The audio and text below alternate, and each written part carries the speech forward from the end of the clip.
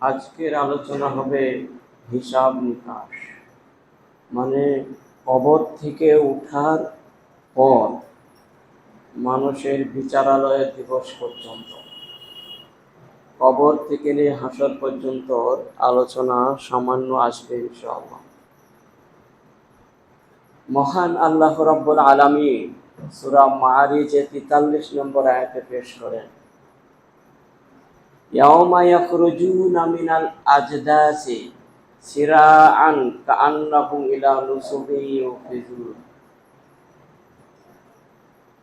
মানুষ বারজাকি জীবন থেকে বের হয়ে দ্রুতগামী দৌড়াতে থাকবে, একটি লক্ষ্য স্থানের দিকে লক্ষ্য রেখে প্রচণ্ড বেগে ছুটতে থাকবে মানুষ।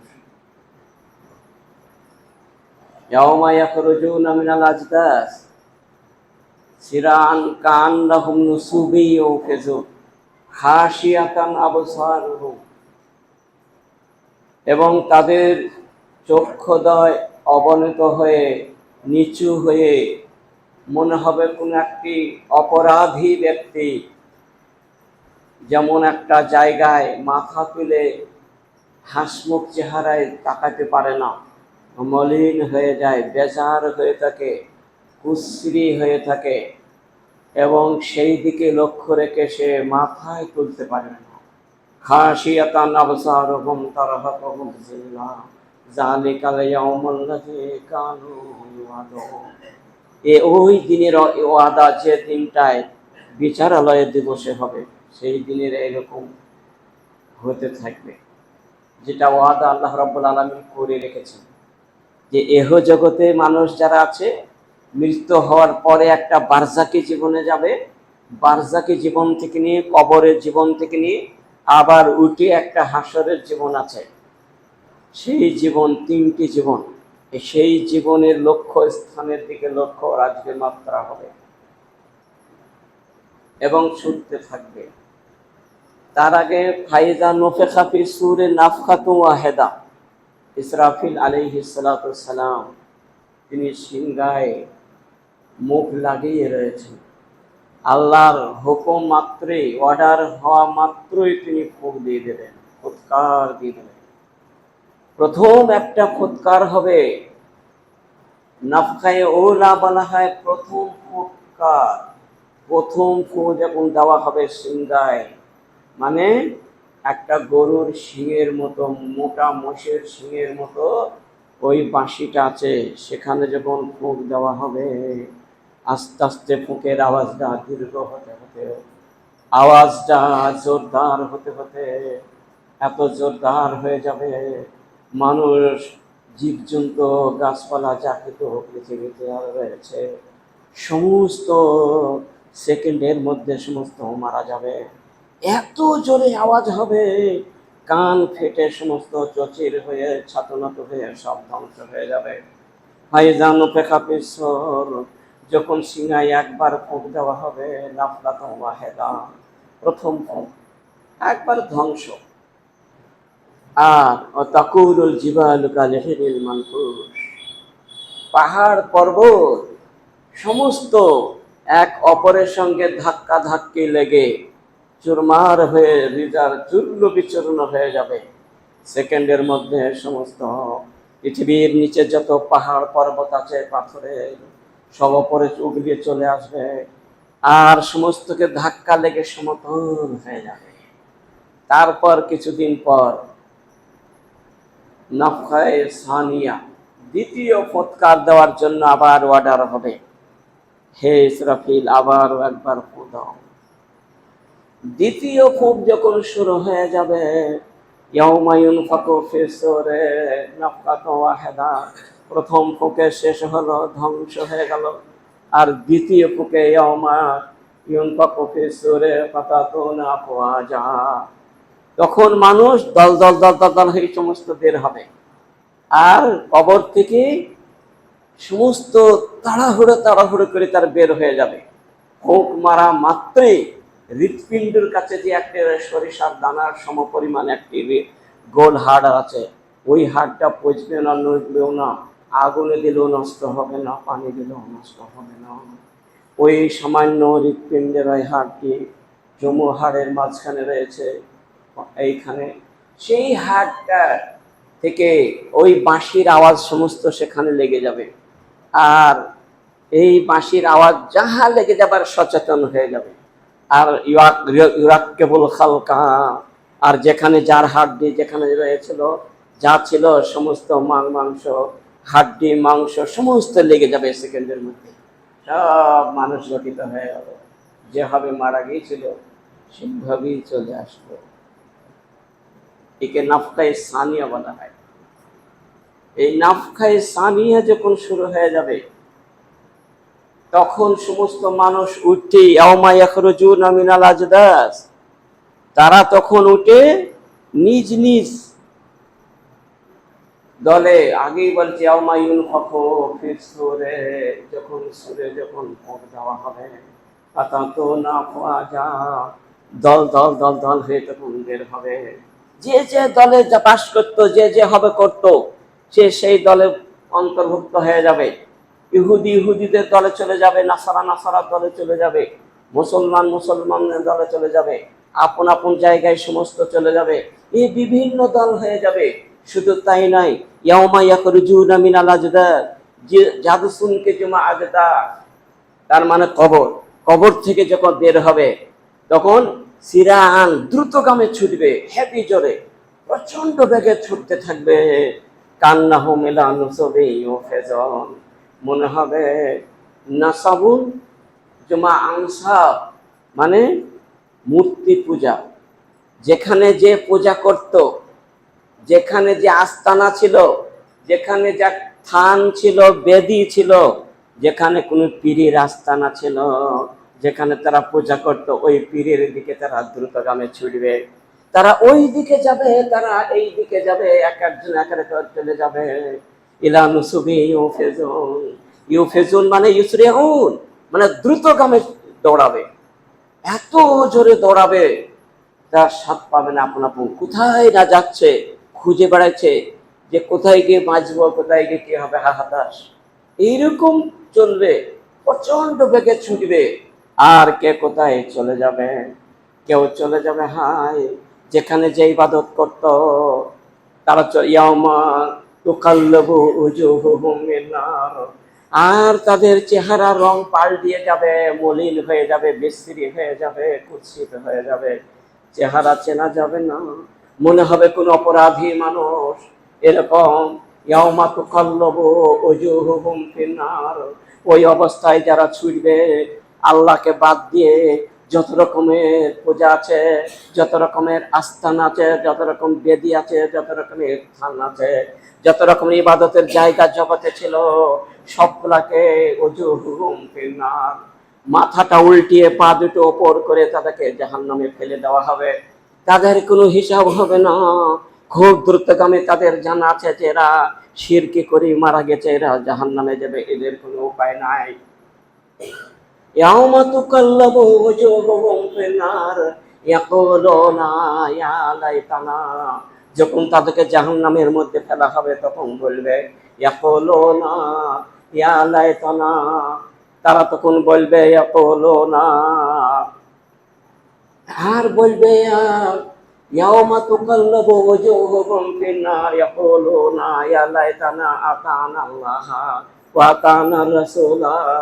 হায় আফসোস, হায় পরিতাপের বিষয়, যদি রাসূলের কথাকে শুনতাম, আল্লাহ এবং আল্লাহ রাসূলের আনুগত্য স্বীকার করে আসতাম, আল্লাহকে মেনে আসতাম, আল্লাহর কাছে সমস্ত নিজের জীবনের দায় দায়িত্ব যদি অর্পণ করে আসতাম, হায় এই সমস্ত থানখানায়, এই সময় পীরের আস্থানায়, এইসব ভরট মেয়েদের কাছে যদি জীবনে একবার না যেতাম, তাহলে এইখানে আজ আসতে হতো না। হয় কেন আজকে এখানে আসতে হলো?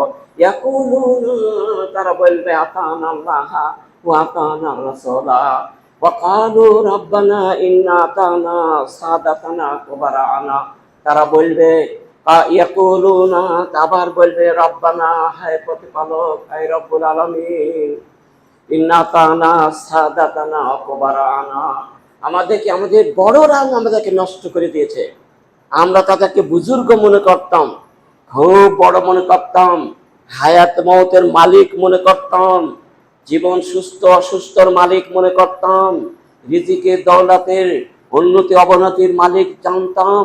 কিন্তু এটাই আমাদের ভুল ধারণা ছিল। হাই, তারা বলবে সাদাতানা ওয়াতানা সাদাতা কুবারা না জাল্লুনা সাবিলা, আমাদেরকে গোমরা রাস্তায়, বিপদগামী রাস্তায় ফেলে দিয়েছে। হায়, আতাতানা কুবারানা ফাজাল্লুনা সাবিল রাব্বানা আতিহিম জিফাইন মিনাল আযাব ওয়া লানহুম লানান কাবীরা। আর সেই আস্তানা উঠে বলবে, সচেতন হয়ে বলবে যে গাছকে পূজা করেছিল ওই গাছ জীবিত হবে, কথা হবে। আর বলবে তোমাদেরকে আমি আমার এখানে পূজা করার জন্য বলা হয় নাই, কেন তুমি এসেছিলে? তুমি আল্লাহনহুম লানান কাবীরা, আল্লাহ এটাকে অভিশাপ হোক, ডবল ডবল চতুর্থ ডবল ওদের অভিশাপ দিয়ে ধ্বংস করে দাও। তারা নিজেই তো পারছে না, তার কাদাকে মাথাবে।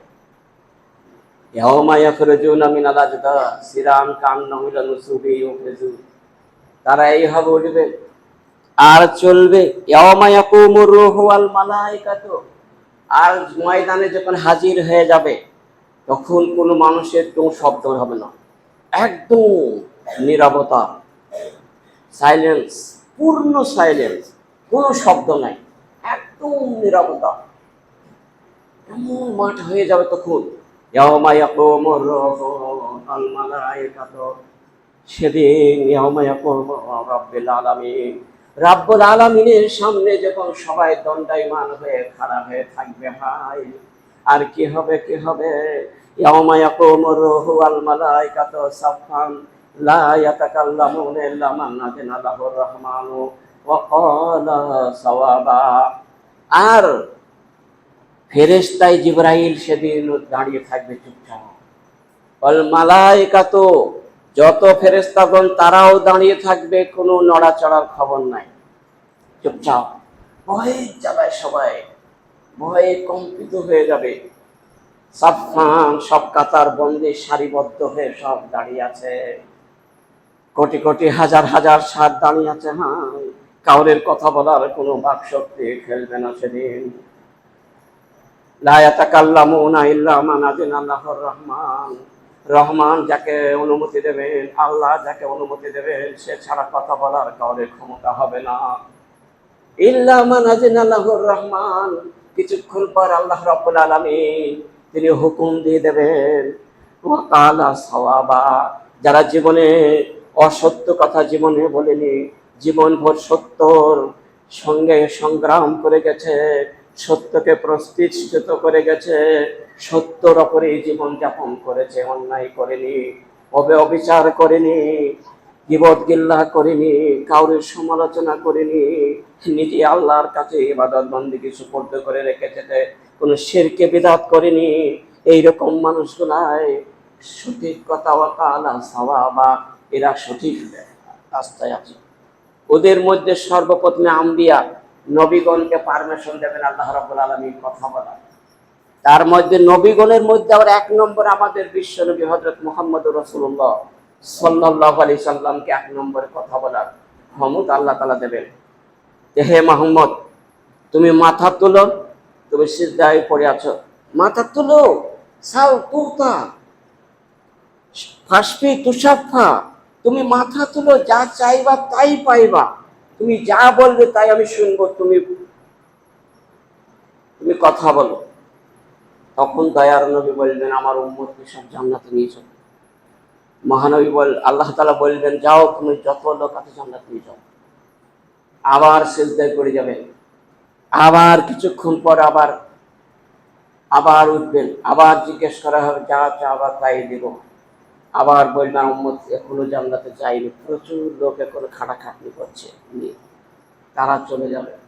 আবার হবে, তৃতীয়বার হবে, চতুর্থবার হয়ে সব শেষ হয়ে যাবে। এরকম হতে হতে যারা জীবনে কোনোদিন ইবাদত করেনি, কলেমায়ে তাওহীদের উপরে বিশ্বাস ছিল, তারাও পর্যন্ত শেষে জান্নাতে যাবে। তবে একবার সিজদা থেকে আর একবার সুপারিশ করার টাইমে 1000 বছর কেটে যাবে, তাহলে 4000 বছর পর তবে জান্নাত যাবে। এখন তো 63 বছর বয়সেই তো মানুষ চলে যাচ্ছে, 100 বছরই বাঁচছে। তাহলে এই সময় ইবাদত করাটাই বেশি ভালো। রাত জেগে জেগে, ঘুমিয়ে না থেকে, দিন জেগে জেগে, রাত জেগে জেগে, সময় প্রচুর সময় আছে হাতে, 3 ঘন্টা 4 ঘন্টা ইবাদত বন্দেগী কাটাতে হবে, তবে তো ওই লাখ লাখ বছর আমরা খুব ভালোভাবে থাকবো। এই হলো মহানবীর এটা সূরা নাবায় এই আয়াতটি 38 নম্বর আয়াতে বর্ণনা করা হয়েছে। তারপর যখন আল্লাহ নবীকে যখন পারমিশন দেওয়া হলো, এবার ফেরেশতাগণকে পারমিশন দেওয়া হবে।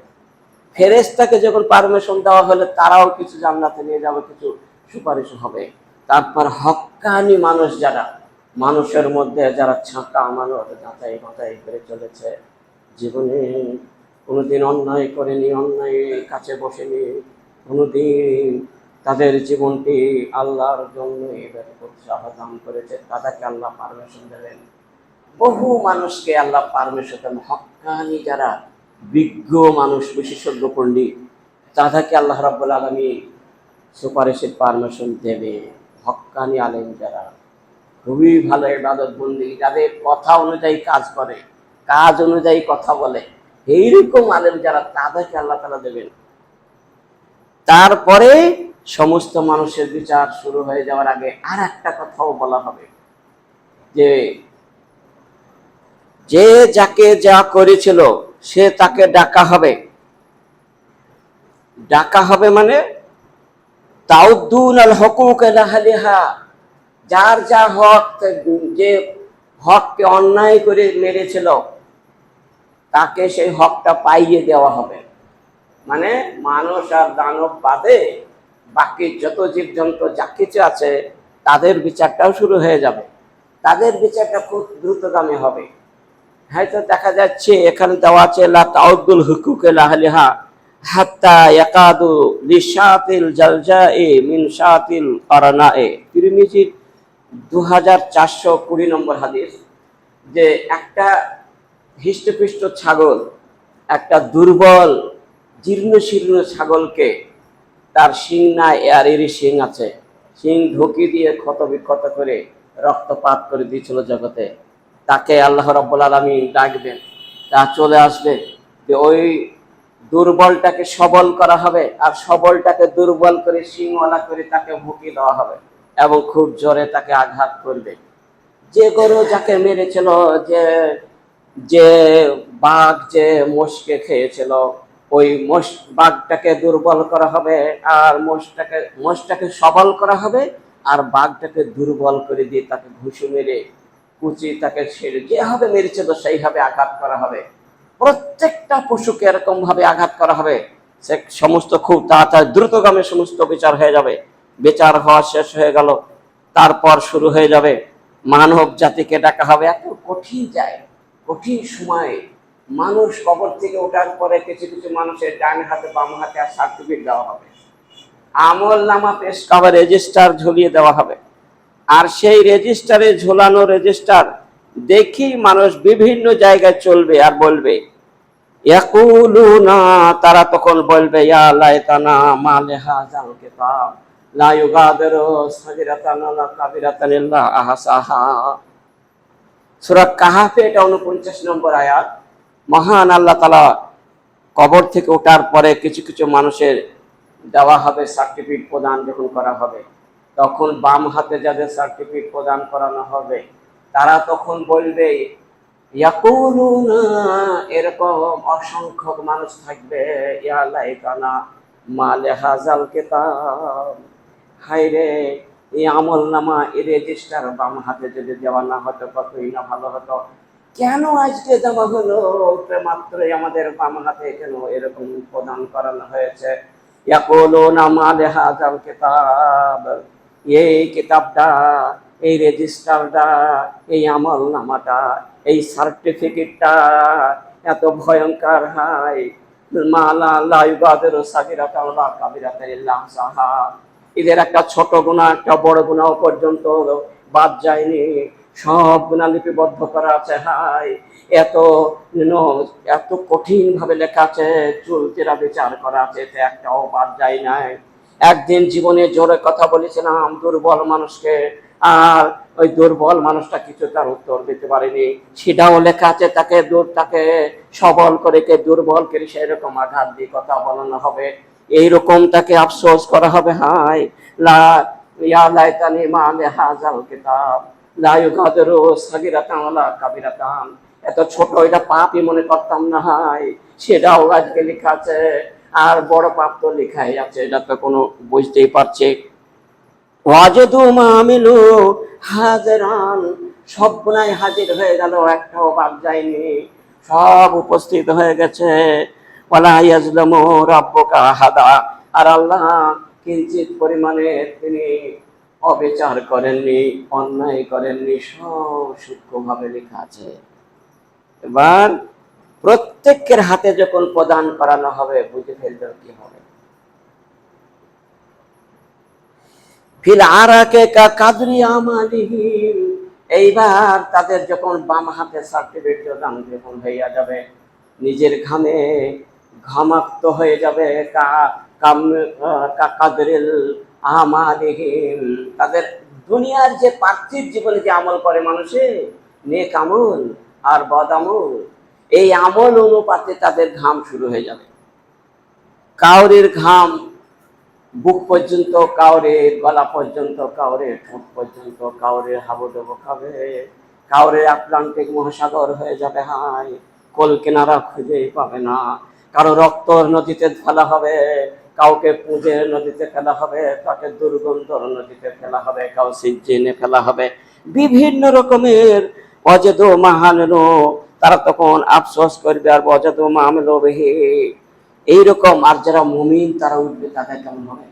যারা মুমিন তারা হাসিমুখ চেহারায় উঠে পড়বে, আর তাদের কোনো ভয় হবে না, তাদের কম্পন সৃষ্টি হবে না। তাদেরকে আল্লাহ তাআলা বলবেন ফালাহুম আজরুহুম ইনদা রাব্বিহিম, আল্লাহর নিকটে তোমার মহা পুরস্কার দেওয়া হবে। চলো চলো চলো চলো, তুমি প্রশান্ত ভাবে চলো, কোনো ভয় নাই। ফালা তাহসানু ওয়ালা তাবসুরু, তাহসানু তোমার দুশ্চিন্তার কোনো ব্যাপার নাই। চলো চলো ওয়াবশিরু বিল জান্নাতিল্লাতী ওয়াইদাল মুত্তাকুন, আর তোমাকে ওই জান্নাতের ওয়াদা দুনিয়াতে যে করা হয়েছিল সব সত্য, সেখানে এবার প্রবেশ করানো হবে। চলো, কোনো অসুবিধা নাই। তাদেরকে স্বর্ণের চেয়ার নিয়ে এসে বসানো হবে, আর মেঘমালা এসে, আকাশে মেঘ যেমন লাগে, ওই মেঘমালা এসে প্রচুর ঘন মেঘ এসে তাদের সামনে ছায়া করে দাঁড়িয়ে থাকবে, এবং বিচারালয়ে এরকম প্রশান্ত হবে তাদের হবে। এই হাদিসটা বাইহাক্কিতে আব্দুল্লাহ ইবনে আমর ইবনে আস থেকে বর্ণিত। তাহলে বোঝা গেল বিভিন্ন রকমের হবে। কিয়ামতটা তো এক কঠিন বড় জায়গা, এবং সব মানুষ উঠবে, সেখানে কোনো মানুষের কিছু হবে না। আর যত ভালোই মানুষ হোক আর যত খারাপ মানুষ হোক, সবাই উঠবে কবর থেকে, কেউ বাদ যাবে না। ওটার পর সবারই বিচার শুরু হয়ে যাবে, যে যেমন হবে করেছে। যে দেখা গেল একটা বড় নবী এসেছেন আম্বিয়া, আর তার ছেলে তার বাপ তার কথা শুনিনি কো, সে জাহান্নামে যাবে। ছেলের সামনে জাহান্নামে যাবে, বাপের সামনে বেটা যাবে, বেটার সামনে বাপ যাবে, আর বেটার সঙ্গে দাদা যাবে, দাদুর সঙ্গে তার দাদি যাবে, বিভিন্ন রকমের সামনে দেখা দেখি হবে। হাই কিন্তু আমল তাদের যে হবে কিছু করার থাকে না।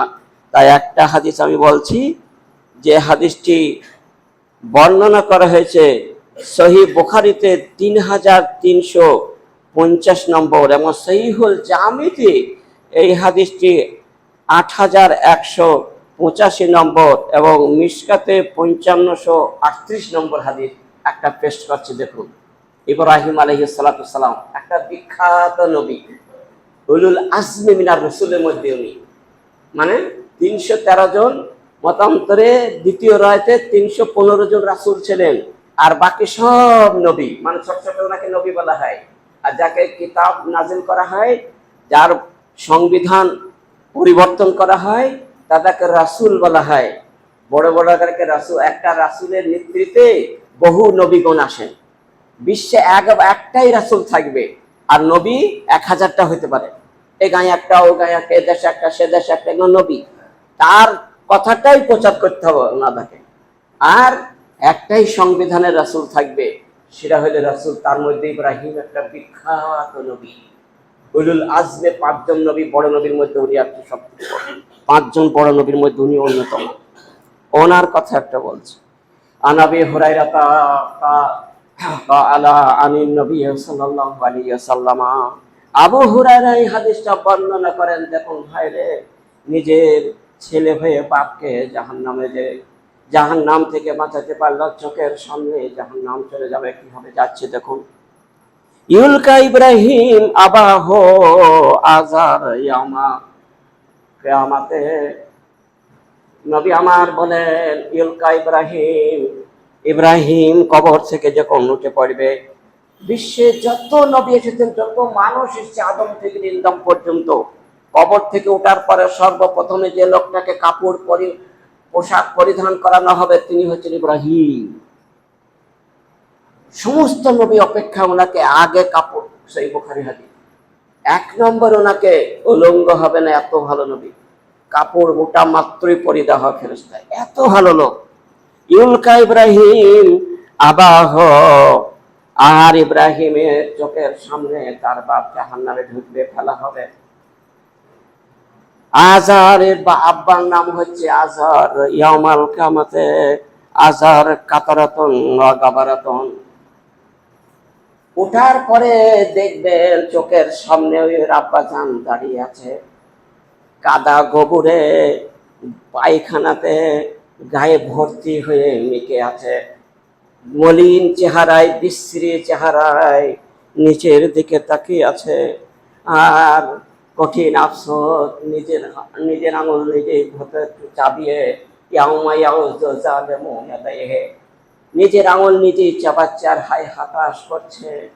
এরকম দেখতে পেলে হঠাৎ চমকে দেখে ফায়াকুলু লাহু আবুহু, আব্বা জানকে ইব্রাহিম বললেন যে হাল ইয়াউমা লা আসিকা, আব্বা জান তোমাকে তো আমি, ফায়াকুলু ইব্রাহিম আলাম আকুল লাকা, আমি তোমাকে যে আগে বলেছিলাম যে আমার কথা শুনো, পরকালে সাকসেসফুল হবে, নাজাত পাবে, জান্নাত পাবে, তুমি আমার কথাকে মিথ্যা জেনেছিলে, আমার বিরুদ্ধে কত রকমের পদক্ষেপ তুমি নিয়েছিলে। ভাই, চরকা বানিয়ে আমাকে জীবন্ত অবস্থায় জাহান্নামে ভরে দিয়েছিলে, চরকায় সারা বিশ্বের চেলা নিয়ে এসে জড়ো করে কয়েক মাস ধরে ওইখানে আগুন চালিয়ে আমাকে তার মধ্যে তুমি ফেলেছিলে। আব্বাজান, আমার কথা শুনোনি, জীবন্ত অবস্থায় তুমি আমাকে পড়িয়েছিলে। তুমি কেন, তোমাকে কত অনুরোধ করে পা ধরে বলেছিলাম ভাই তুমি কথা শুনো, তুমি অন্য কোনো কারোর কথা শুনবা, তুমি শুনো, দয়া করে শোনো, সালাত পড়ো, কথা শোনো, তুমি কিন্তু শোনোনি কেন? তখন তার আব্বাজান কি বলবেন শুনো, লা তাসি, আজকে তোমার বেটারে তোমার কথার অমান্য করবো না, তুমি যা বলবে তাই শুনবো, আমার ভুল হয়ে গেছে বেটা। তখন আল্লাহ তাআলা তখন ইব্রাহিম ওর কথা শুনে বলবেন, ফায়াকুলু লাহু ইব্রাহিম, ইব্রাহিম তখন বলবেন আবহ ফাল ইয়াউমা লা আসিকা, আজকে তোমাকে কতবার বলেছিলাম আমার নাফরমানি করো না, আমার কথার অবজ্ঞা করবে না। খবরদার কোনো আলেম, হক্কানি আলেমের বিরুদ্ধে জীবনে যেন কেউ কথা না বলে, একদিন বললেও সে আর জীবনে পাবে না। তো তুমি কেন বলেছিলে? আজকে তো আমি শতবার বললেও আমাকে আল্লাহ দেবে না। লা আসিকা, ফায়াকুল ইব্রাহিম, তখন ইব্রাহিম দয়াময় আল্লাহর কাছে হাত দুটো উত্তোলন করে বলবেন, ইয়া রাব্বি, ইয়া রাব্বি, প্রভু গো, তুমি তো ওয়াদা করেছ, ইয়া রাব্বি ওয়াদতানি, আল্লাহ গো, ইন্নাকা ওয়াদতানি, তুমি এই ওয়াদা করেছ জগতে, লা তুকজিনি ইয়াউমে ইউবাসুন পাইও খিজিয়ে ইউকজা। এই রব্বুল আলামিন, তুমি নিজেই বলেছ কিয়ামতের মাঠে কোনো নবীকে আমি অপমান করব না, অপদস্থ করব না, কোনো নবীকে আমি বেইজ্জতি করব না। ওয়াদানি, আল্লাহ গো তুমি ওয়াদা করেছো, লা তুকসিবি ইয়াউমা ইউবাসু, কিয়ামতের দিনে আমাকে বেইজ্জতি করবা না। তাহলে আজকে চোখের সামনে আব্বা জাহান্নামে যাচ্ছে, এটা কি বেইজ্জতি নাই? অতএব তুমি জান্নাতে দাও। ফায়াকুলুল্লাহু তাআলা, আল্লাহ রাব্বুল আলামিন তিনি বলবেন নিজে মুখে, ও ইব্রাহিম শোনো, ইন্নী হারামতুল জান্নাতা আলাল কাফিরিন, বদকারদের জন্য জাহান্নামকে আমি হারাম করে দিয়েছি, নিষিদ্ধ করে দিয়েছি। তুমি জানো না? তোমার কি এটা জানা নাই যে আমাকে অস্বীকার করে, আমার আনুগত্য যে করে না, আমার রাসূলের আনুগত্য যে করেনি জীবনে, তার কথা আজকে শোনা হবে না, এটা তোমার জানা নাই? অতএব আজকে কোনো হবে না গো। ইউকানু ইব্রাহিম, তখন ইব্রাহিমকে বলা হবে, ইব্রাহিম তুমি যে অপমান হয়ে যাচ্ছ, অপমান হবে না। মা তাহাতে রিজলাইক, তুমি তোমার নিচের দিকে একটু লক্ষ্য করে দেখো, তুমি পায়ের দিকে একটু তাকিয়ে দেখো, তোমার পায়ের নিচের দিকে একবার লক্ষ্য করে তুমি দেখো না। তখন ইব্রাহিম পায়ের দিকে তাকাবে। আর ফাইউ খাজো, তখন দেখা হবে তার ফাইউ খাজো ইজা হুয়া বেজিহিন মুতালাত্তিখিন, মানে সামনে দেখছি একটা শিয়াল আছে পায়খানা লেগে দুর্গন্ধ হয়ে গন্ধ টেকা যাচ্ছে না, চার পাঁচ ওই লেজ আছে, সব আছে, চতুষ্প পশু হয়ে গেছে। তখন ইব্রাহিম আর কিছু ভাববে না যে আমার আব্বা ওটা তিনি আর মনেই হবে না, আল্লাহ ভুলিয়ে দেবে। কোথাকার একটা পশু হয়েছে, গায়ে পায়খানা লেগে সব কি না কি হচ্ছে, এরকম বিশ্রী এইরকম মনে ভাববে। আর আর দুশ্চিন্তা হবে না ইব্রাহিম। আর সেইখানেই আল্লাহকে ফেরেশতাকে বলবেন, ফায়ু খাজু বে কাওয়ামিহি ফায়ুলকা ফিন্নার, তারপর বলা হবে ফেরেশতা চারটি পায়েকে বাঁধো, বেঁধে ধরো, ধরে আছাড় মেরে তুমি জাহান্নামের মাঝখানে ফেলে দাও। আমার ইব্রাহিমকে যেমন আগুনের মাঝখানে ফেলেছিল, আজকে ওকে একবারে তুমি ধারে নয় মাঝখানে বিজে দিয়ে তুমি ফেলে দাও। ফেলে দেওয়া হলো, ফায়ু খাজু বাঁধা হলো এবং ফেলে দেওয়া হলো চোখের সামনে। কিন্তু ইব্রাহিম আর বুঝতে পারলেন সেটা একটা পশু হয়ে গেছে। এই হইল দৃশ্য কিয়ামতে। কত ভয়ঙ্কর দৃশ্য এটা বললাম। হাদিসটা খুব লম্বা, হাফটা বলা হলো, হাফটা বাকি থাকে। তাহলে বোঝা গেল। সেজন্য ভাইয়ের আমার অনুরোধ রাখছি, ইবাদত বন্দিগিতে বেশি বেশি করে মশগুল হয়ে যান। যত বয়স বাড়বে ইবাদতের মাত্রা বাড়িয়ে দেন। আর দুটো লোক যেখানে বসে থাকবে গল্প করবে, সেখানে জীবনে বসবেন না, এরকম কসম খেলেন নিজে নিজেকে যে যেখানে সমালোচনা হবে সেই জায়গা থেকে আমি পরিহার করলাম আমার মৃত্যু পর্যন্ত। যেহেতু কবরে আমাকে একা থাকতে হবে, তা দুইজনের সাথে আমি বসে গল্প করতে পার, মজা পাচ্ছি না, এটা জানতে হবে। এক নম্বর, কোরআনকে টার্গেট করেন, কোরআন পড়েন সবসময়, হালাল রুজি ভক্ষণ করেন। দুই আর তিন নম্বর, যে দুটো লোক যেখানে বসে আছে সেখানে জীবনে বসবেন না। নম্বর চার, ইবাদত বন্দেগীর মাত্রাটা যা আছে তার 3 ডবল বাড়িয়ে দেন। দেখুন জান্নাত পরিবর্তন হবেই হবে, আসবেই জান্নাত ইনশাআল্লাহুল আজিজ। সেজন্য আবু দাউদের হাদিসটা আছে 864 নম্বর হাদিস, যে মাত্রা যদি ইবাদতের বাড়িয়ে দেয় তা আল্লাহ রাব্বুল আলামিন তাকে টেনে ধরে জান্নাতে নিয়ে যাবে, সেগুলা সমস্ত পাপ তাপ ধ্বংস করে দেবেন আল্লাহ রাব্বুল আলামিন। সেই জন্য অনুরোধ রাখছি, আল্লাহুম্মা আউযু বিকা মিন যিকরিদ দুনিয়া ওয়া যিকরি ইয়াউমিল কিয়ামাহ, এই দোয়াটা বেশি বেশি করে পড়বেন যে হে আল্লাহ, তুমি ইহকালের বিপদ এবং পরকালের বিপদ থেকে আমাকে রক্ষা করো। ইহকালের সংকীর্ণতা আর পরকালের সংকীর্ণতাকে আমাকে রক্ষা করো। আর ইহকালে প্রশস্ত দান করো, পরকালেও প্রশস্ত দান করিও। কি সুন্দর দোয়া। আল্লাহুম্মা আউযু বিকা মিন যিকরিদ দুনিয়া ওয়া যিকরি ইয়াউমিল কিয়ামাহ। আবু দাউদে 5085 নম্বর হাদিস। আর একটি, রব্বানা আতিনা ফিদ দুনিয়া হাসানাতাও ওয়া ফিল আখিরাতি হাসানাতাও ওয়া কিনা আযাবান্নার। মহানবী সব থেকে বেশি যে দোয়াটা করতেন জীবনে, এর থেকে বেশি কোনো দোয়া পড়েননি, সেটা হচ্ছে এটা। এটা সহিহ বুখারীতেও আছে, 6389 নম্বর হাদিস, এবং বুখারীতে 945 পৃষ্ঠায় আছে। আর সূরা বাকারার 201 নম্বর আয়াতে আছে, আয়াতটা হলো রাব্বানা আতিনা ফিদ দুনিয়া হাসানাতাও ওয়া ফিল আখিরাতি হাসানাতাও ওয়া কিনা আযাবান্নার। আর দোয়াটা হলো আল্লাহুম্মা আতিনা ফিদ দুনিয়া হাসানাতাও ওয়া ফিল আখিরাতি হাসানাতাও ওয়া কিনা আযাবান্নার। এটা বেশি বেশি করে পড়ুন। সালাম ফিরানোর আগেও পড়তে হবে, সালাম ফিরানোর পরেও পড়তে হবে। এটাকে হাতিয়ার বানিয়ে নেন। আল্লাহুম্মা সাল্লাল্লাহু আলাইহি ওয়া আফিয়াতা ফিদ দুনিয়া ওয়াল আখিরাহ। এই দোয়াটাকে নিজের জীবনে কয়েক হাজার বার পড়বেন, হাতিয়ার বানিয়ে নেন। আপনার জীবন পরিবর্তন হয়ে জান্নাতের স্বর্গীয় জীবন হয়ে যাবে। এটা হলো 385 নম্বর হাদিস। সেজন্য এই কয়েকটি দোয়া যেটা বললাম, অবশ্যই আদাবাল মুফরাদে 337 নম্বর হাদিসটা আছে, আল্লাহুম্মা সাল্লাল্লাহু আলা আফিয়াতা ফিদ দুনিয়া ওয়াল আখিরাহ। আল্লাহ তুমি ইহকালও ভালো রাখো, পরকালও ভালো রেখো, আর জাহান্নামের আগুন থেকে আমাকে রক্ষা করো। এই মানাটা হলো। তাহলে এই দোয়াটাও আমাদেরকে পড়তে হবে। আল্লাহ যেন সকলকে এই 3টি দোয়ার উপরে আমল করার তৌফিক দান করেন, এবং আমরা যত রকমের ইবাদত যা করছি তার দ্বিগুণ বাড়িয়ে নেব, এটাও যেন আমরা নিয়ত আজকে গভীরভাবে করতে পারি। আল্লাহ তুমি সে তৌফিক দান করো। তুমি ছাড়া কেউ করতে পারে না। আমি যতই বলি না কেন, ইবাদতে মাত্রা যদি সে নিজে ভক্ত, আল্লাহ তুমি তৌফিক না দাও সে বাড়াইতে পারে না। তুমি তৌফিক দাও দয়া করে, যেন সমস্ত আমরা মুসল্লি জান্নাতে যেতে পারি। বলুন আলহামদুলিল্লাহ। আল্লাহুম্মা নাসআলুকা আল জান্নাতা ওয়া আউযু বিকা মিনান নার। আল্লাহ আমাদেরকে সকলকে জান্নাত নসিব করে দিও, আর জাহান্নাম থেকে আমাদেরকে দূরে রেখো। আল্লাহুম্মা নাসআলুকা আল জান্নাতা ওয়া নাউযু বিকা মিনান নার। আল্লাহুম্মা নাসআলুকা আল জান্নাতা ওয়া নাউযু বিকা মিনান নার।